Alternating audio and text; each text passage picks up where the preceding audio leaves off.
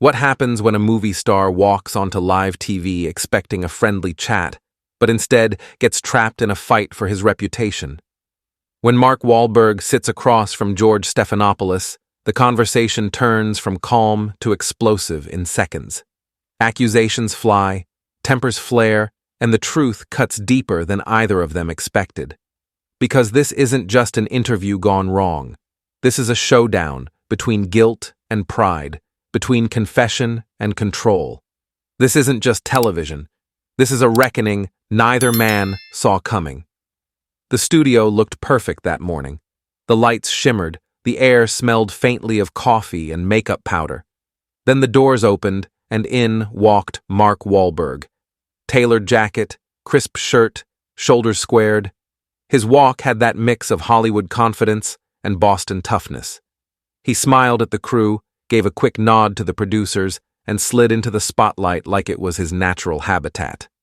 Across the set, George Stephanopoulos waited at his desk, posture neat, notes laid out in careful order. When he saw Mark, he rose with that polished network grin. "Mark, welcome back to Good Morning America," he said smoothly, his voice polite but cold underneath. Mark reached out and shook his hand, returning the smile. It was quick, firm, and professional. Mark settled into the guest chair, one leg crossed, his smile easy. The red light on the camera blinked to life. The first words out of George's mouth were small talk, or at least they sounded like it. Compliments on Mark's success, jokes about early call times, the kind of banter both men had mastered. But beneath every laugh, every pause, there was something unspoken. At first, it felt like every other morning show interview.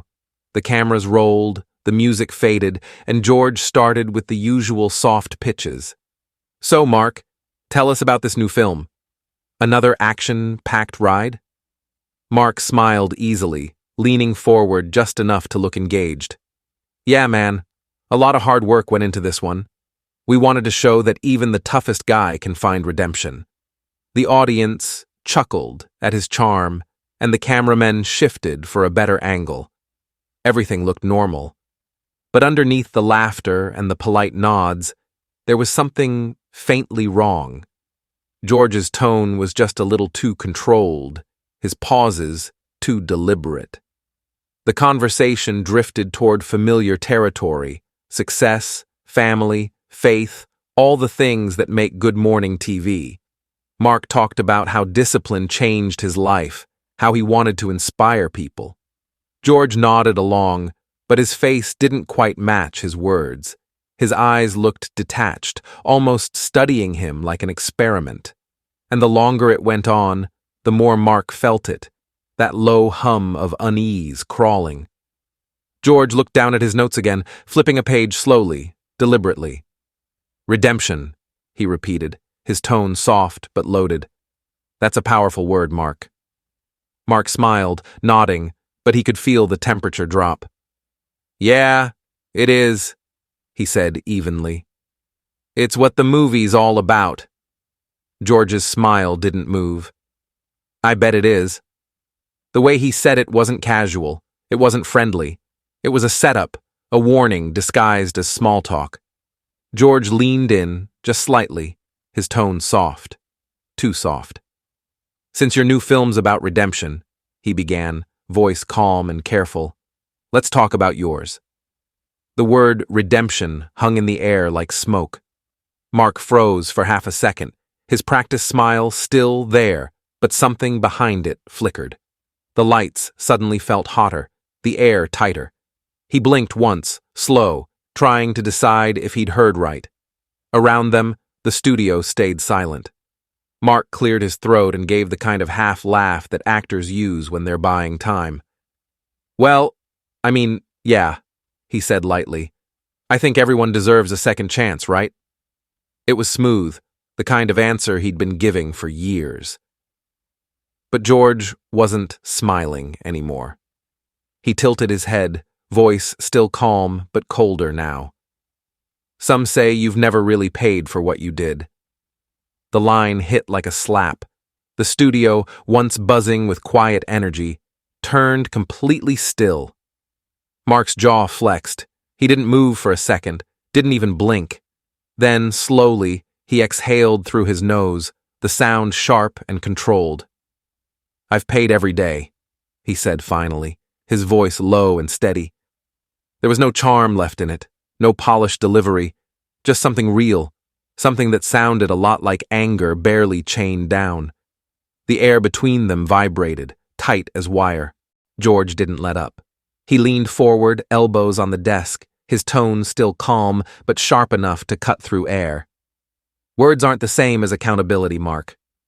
The line was clean, precise, like a scalpel meant to draw blood without looking like an attack. Mark inhaled slowly, keeping his expression steady. He'd been here before, journalists who wanted headlines, interviewers who wanted to poke the wound just enough to make it bleed. "I was a kid," he said evenly, his voice carrying that low Boston edge. "I made terrible mistakes. I've spent my life trying to make it right." He sounded rehearsed, but honest. Still, George wasn't buying it. "Mistakes?" George interrupted, eyebrows lifting as if the word itself offended him.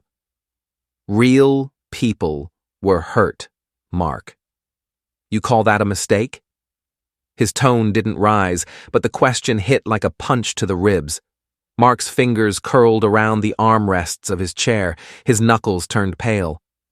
You could see the effort it took to stay calm, the way his jaw tightened, the small flicker in his eyes.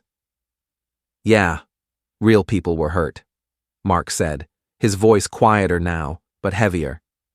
"And I've spent every day since trying to fix that." "You think I don't know what I did?" George didn't blink. He didn't look impressed.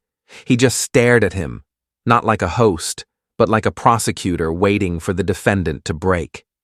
The silence that followed wasn't long, but it stretched enough for the tension to fill every corner of the room. Mark shifted, leaned forward slightly, and locked eyes with him. "I've owned what I did, George. I don't need you to remind me of it."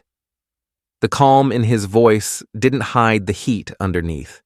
And in that moment, everyone watching, in the studio, behind the cameras, at home, could feel it. This wasn't an interview anymore. It was a cross-examination, and both men knew it. Mark's eyes hardened, the charm gone. He leaned forward, voice low but cutting. "You want to talk about accountability, George? Let's talk about yours." The sentence hit like a slap across the desk. George froze, the faint smile on his face slipping for the first time. His pen stopped tapping, his shoulders straightened. "Excuse me?" he said, keeping his tone calm but his eyes narrowing. Mark didn't back down. "You sit here every morning, acting like you're above it all, like you're the moral compass of America. But all you really do is hide behind that desk, asking questions you'd never dare to answer yourself." The words hung in the air, heavy, electric. One of the cameramen glanced nervously toward the floor manager, who subtly shook his head. "Don't cut." George cleared his throat, trying to regain control. "That's not how journalism works," he said, keeping his voice measured. "It's my job to hold people accountable." Mark laughed, a sharp, humorless sound that cut through the studio silence. "Accountable?" he repeated, leaning even closer. "You don't hold people accountable, George. You humiliate them. You twist their words so the network gets a viral clip. You call it truth-telling, but it's just another blood sport for ratings." George's jaw tightened. "That's unfair," he said. "We ask hard questions because people deserve the truth." Mark's voice rose, edged with that unmistakable Boston fire. "The truth?" he said, pointing toward him. "You wouldn't know the truth if it sat across from you with a camera rolling. You cherry-pick pain. You turn regret into spectacle. You don't want honesty. You want a breakdown." The words hit hard enough to make the sound tech in the corner flinch. George shot back, voice sharper now. If you can't handle tough questions, maybe you shouldn't be here. Mark grinned, but it wasn't friendly. It was the grin of a man who'd stopped caring about the consequences. "Oh, I can handle them," he said slowly. "But can you handle the truth about yourself? How many people have you dragged through the mud just to keep your job safe? How many careers have you destroyed just so you could sit in that chair and pretend you're untouchable?" For a moment, George didn't respond. His face stayed still, but the tension was visible in his neck, the slight twitch of his jaw. He finally spoke, voice quieter but colder. "You're angry, Mark," he said. "That's not my fault." Wahlberg nodded slowly, eyes locked on him. "No," he said, voice flat. "But you sure know how to use it." The air between them was alive now, hot, crackling, dangerous. The studio lights suddenly felt like interrogation lamps. George's patience finally snapped. His voice lost its practiced calm. "Truth doesn't care about your feelings, Mark," he shot back, his tone sharp enough to slice through the air. The words hung heavy, an open challenge. But Mark didn't flinch. Instead, he leaned back, slowly, that cold smirk forming on his face. "Then maybe truth should start with you," he said, his voice steady and dangerous. The crew shifted nervously. This wasn't on the script. Then, in one smooth motion, Mark reached into his jacket pocket and pulled out a folded piece of paper. Nobody in the room expected it. He flattened it against his knee and held it up, eyes locked on George. "You want to play truth? Let's play." He began to read aloud, his voice clear and sharp. "In 2009, you interviewed Senator Whitmore, the guy under federal investigation for taking bribes. You remember that, right?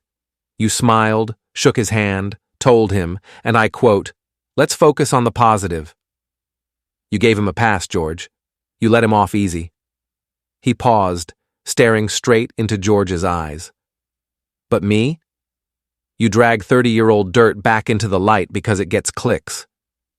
The sound of Mark's voice cut through the room like static. You could feel the shock ripple through the crew.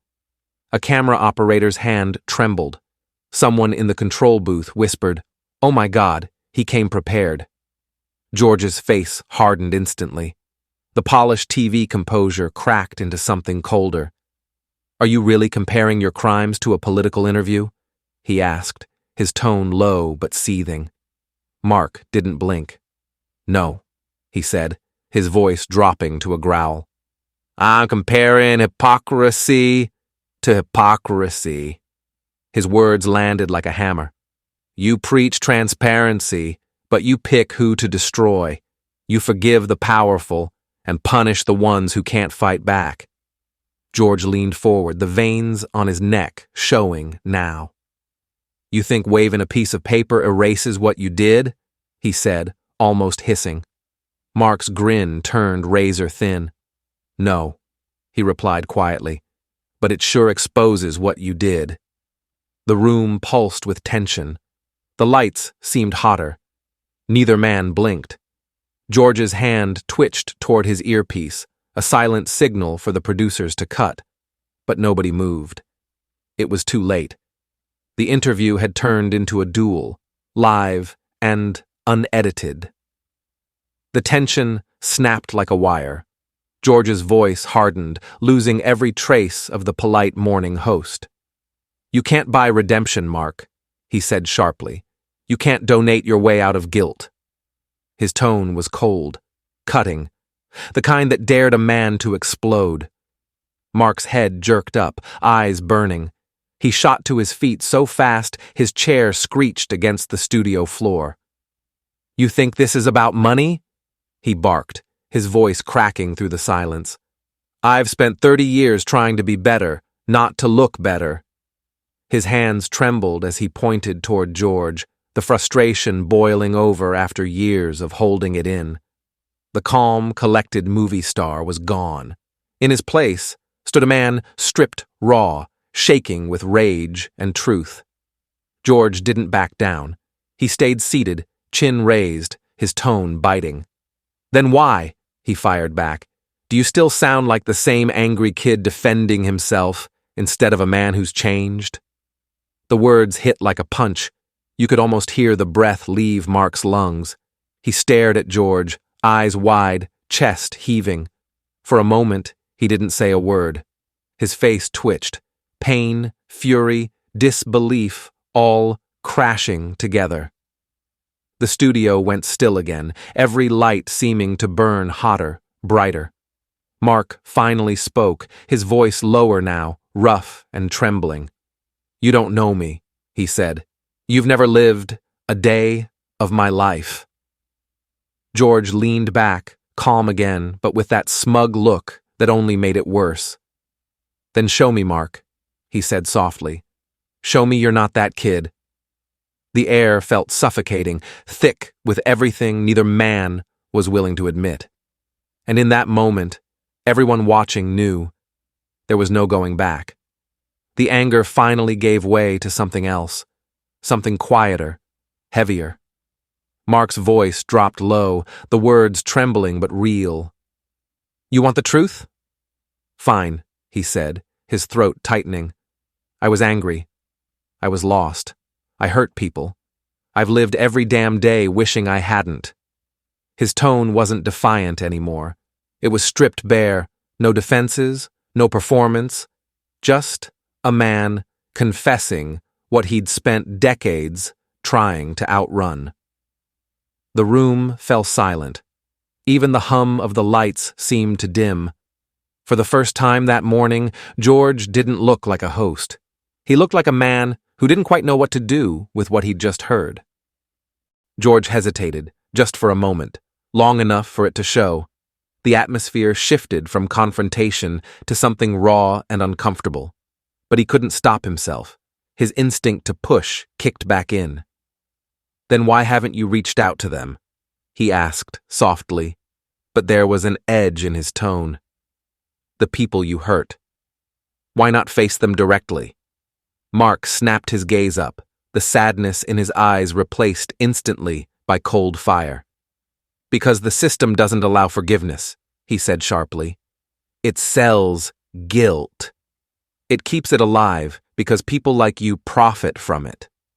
The words were venom wrapped in truth. George froze, his mouth parting just slightly, but no words came. The silence that followed wasn't empty. It was alive, loud, suffocating. You could feel it press against the walls, heavy with everything that had been said and everything that hadn't. Mark's chest rose and fell, his hands trembling at his sides. Across from him, George looked smaller now, stripped of his control. For a moment, they just stared at each other. Two men trapped in a truth neither could escape. George broke first.